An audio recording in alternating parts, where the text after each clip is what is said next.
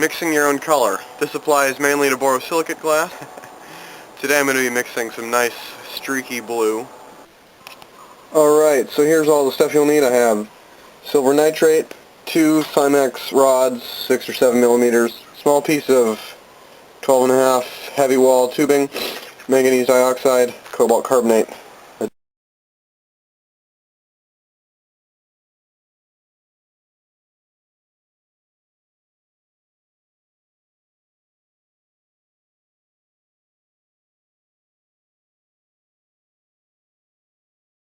Start by attaching one of your handles to the piece of tubing.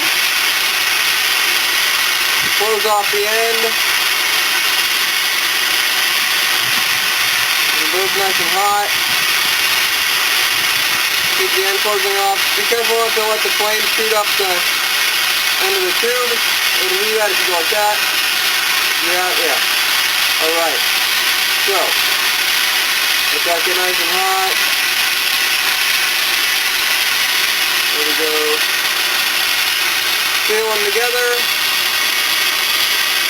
Turn off your torch. Cool it down a bit. You want this to be well annealed. I don't know. That right there is a hot head. It's used for soft glass bead making.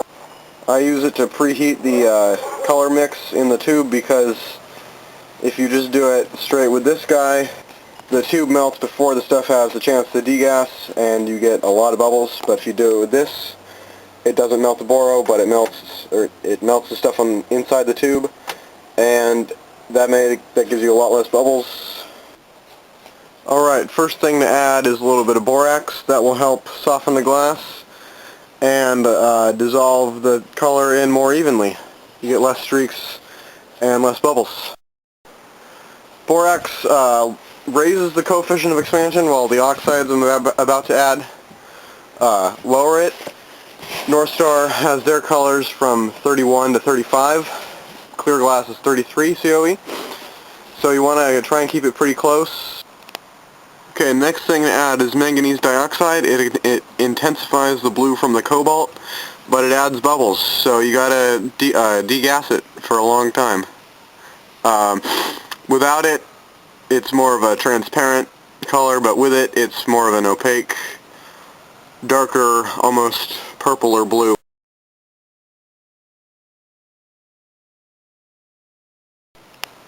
Alright, the next stuff we add is cobalt carbonate. It's a really nice pink-purple powder, but it fires down to a nice blue.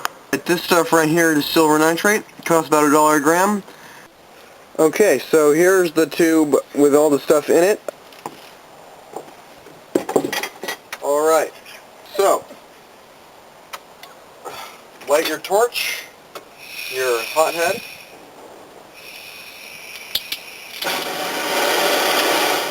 Open it a little bit and begin preheating this. It'd be nice to just stick it in the kiln.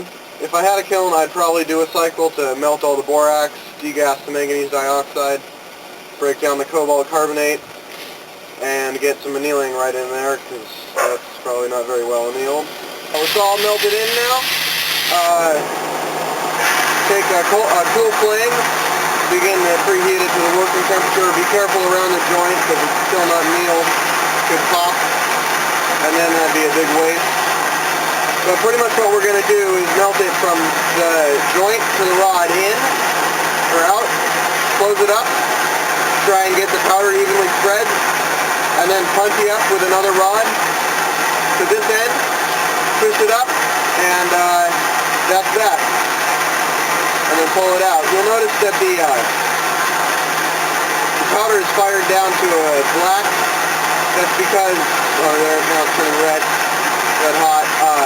That's because the cobalt carbonate decomposes into cobalt oxide, and that's black, but once it dissolves in the glass, it's a blue. So you get a lot of colors from this. So I've collapsed the tube. Didn't go as well as I wanted. I dropped it, and some of the powder fell out, and there are a lot of bubbles, more than normal, but that's something you can deal with. Probably happened on the first time. What you want to do is find a bubble, or a field of bubbles, and just point your flame at it, and you'll watch it get white hot, and then it'll start to bubble, and then the bubble will pop, just like that.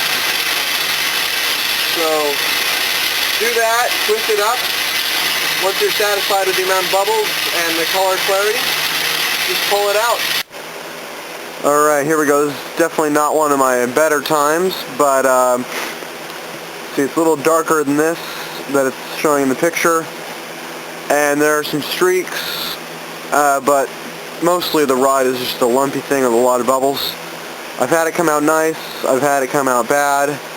This is definitely one of my favorite mixtures. You just gotta do it right. It's kind of a luck thing, as long as you have the proportions right. But I do have something cooling down right now that when it's thicker, like on a bead, it looks different, it's darker, and there's a difference between where it's covered in clear and where it's just the color on the surface. So, alright, here are some colors that I've mixed, other than the one I just showed you. Here's what I was aiming for. I've had it come out good. This right here is cobalt with no manganese. I think you can tell the difference. Number 1 is just light cobalt. Number 2 is darker cobalt. Number 3 is copper sulfate, like root killer. Number 4 is copper 1 oxide, or red copper oxide from the pottery store. Number 5 is some iron. I forget what I used. Here's a bead from Chinese cobalt tubing twisted up with silver. Looks pretty cool. There's a picture of it, a better picture of it on the Lampwork Etc. Borosilicate February 2010. And then my favorite, here are some redwood trees that I made with a mix of chromium oxide and chromium oxide and copper 1 oxide, or red copper oxide. Here. You can't really tell, but there are all kinds of different colors. There's, it looks like a redwood.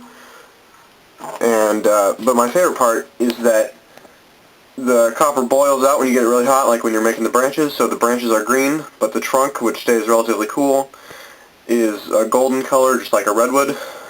This one has a little carbon that I haven't cleaned out yet.